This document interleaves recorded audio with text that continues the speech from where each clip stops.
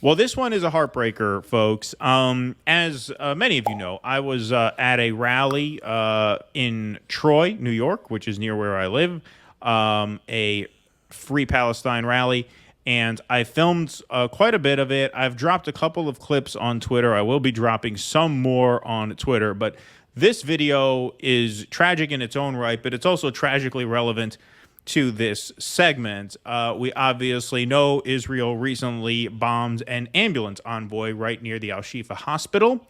And so here is a Palestinian American citizen recounting his last trip to Gaza and the state of his family now in the wake of this horrific violence. So this is footage that I shot in Troy, New York about a week ago. Gaza. I was visiting Gaza and my family like 2 months ago, basically last July and August. I just want to tell you, the people there, they like to live. It's not like everybody thinks. But everybody need to know, it's no hope, it's no future for the people there. Basically, it's a big jail. Yeah. The reason I go there to visit, because my mother-in-law and her family keep asking me, when do you like to come to visit us before something happens? Because every year is happening a war, every 6 months happening a war over there. But when you gonna come before we die? Any airstrike, guess what? They died. She lost, we lost 16 lives there. My mother-in-law, my 2 brother-in-law with them families. So with her and my sister-in-law and her family, and the rest in critical condition. And they are in El Shifa hospital, the one now they want to destroy it.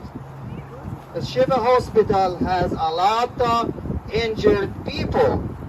A lot of people living into this hospital. 16 family members dead. More in critical care at the Al Shifa hospital.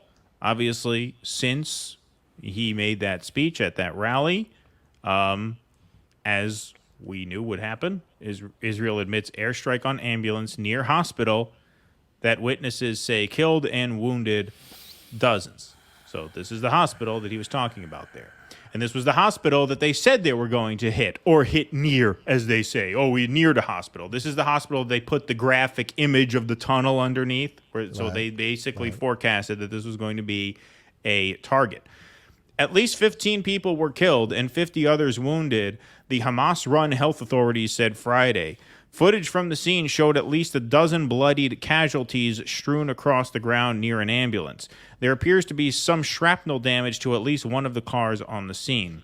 Israel said it had targeted the ambulance because it was being used by Hamas, according to a statement from the Israel Defense Forces.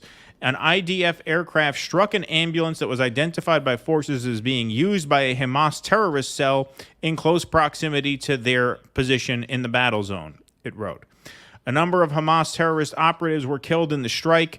We have information which demonstrates that Hamas's method of operation is to transfer terror operatives and weapons in ambulances, the statement said. The ambulance strike prompted UN Secretary General Antonio Guterres to reiterate his call for a cessation of fire on Gaza, something Israel has rejected. Quote, I am horrified by the reported attack in Gaza on an ambulance convoy outside Al Shifa Hospital, Guterres said in a statement.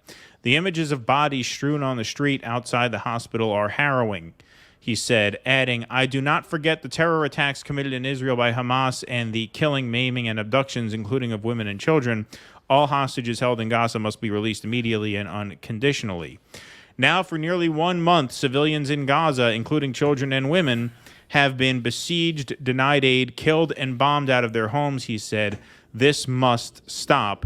A spokesperson for the Palestinian Ministry of Health in Gaza, who was at Al Shifa Hospital, said that Israel was responsible for the attack. Well, yes, they admitted that they struck the ambulance, claiming that Hamas was commandeering these vehicles. Now, we're going to take a look right here at some video of one of the ambulances in this envoy. This is someone who posted this video footage to social media right after this happened. والله يا عمي مرة في الإسعاف فرجوا للعالم انت بخير يا خالتي Oh no, she's definitely Hamas. عشان الاحتلال هالقد حيطلع يحكي انه استهدف اشي مش مدني جوا مرة مصابة بده يودوها على الجنوب استهدفها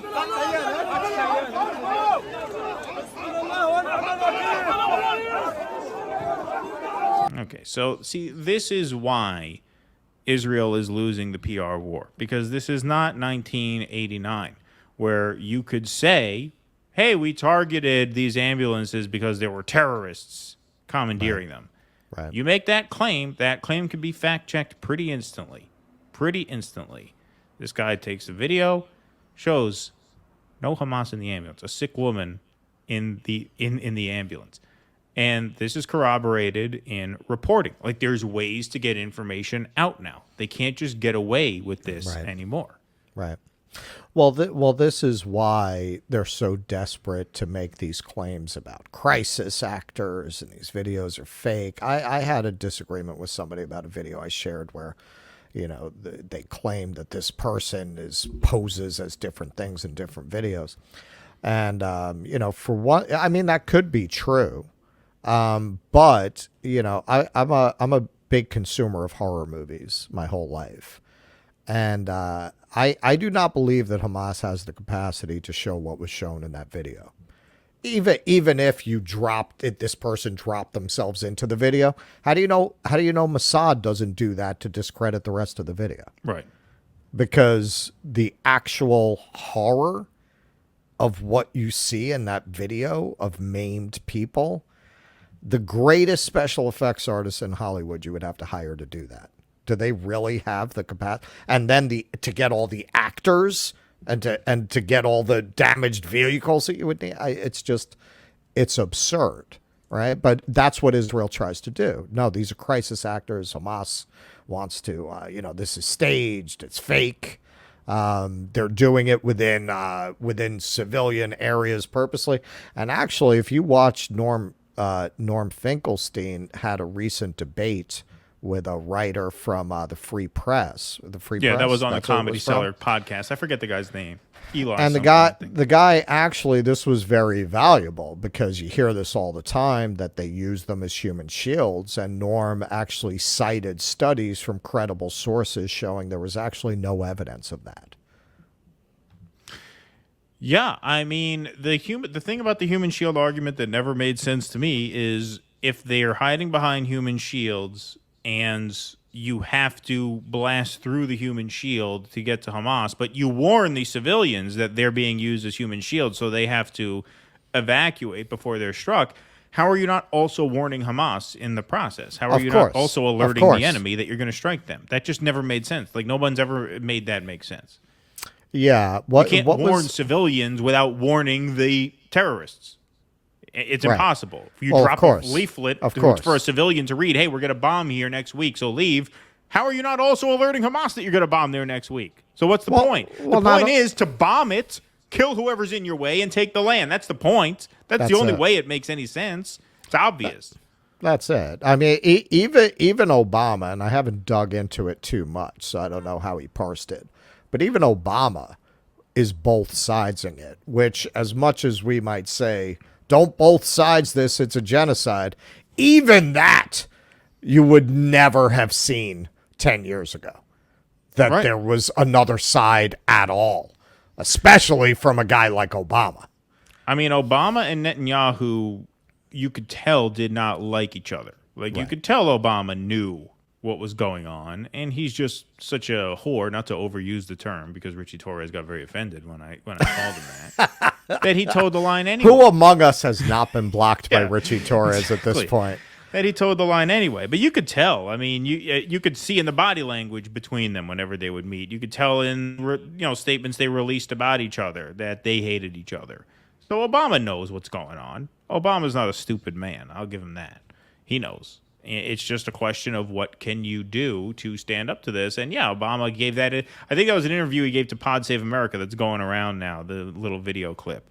You know, I think what did he say? He says there's a lot of complexity and there's a lot of blame to go around. There's blame on both sides. There's equal blame between me, who spent 8 years as the most powerful man in the world, and everybody else on this issue. We're all equally to blame. Truth is, Israel tortured some folks. Yeah, they tortured some folks. Exactly. Please clap.